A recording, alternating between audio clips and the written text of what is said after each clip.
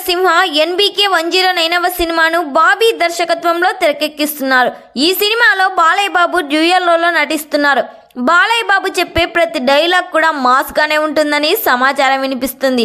ఈ సినిమాలో flash back కూడా ఉండబోతుంది. 1950 బ్యాక్ డ్రాప్లో ఈ సినిమా తెరకెక్కిస్తున్నారు.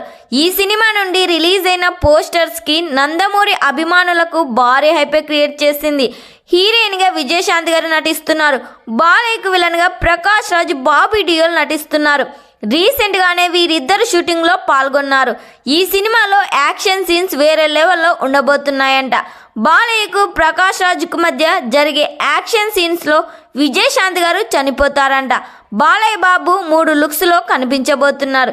ఈ సినిమాకి దేవి శ్రీ ప్రసాద్ సంగీతం అందించబోతున్నారు. ఈ సినిమాలో మొత్తం 6 పాటలు ఉండబోతున్నాయి.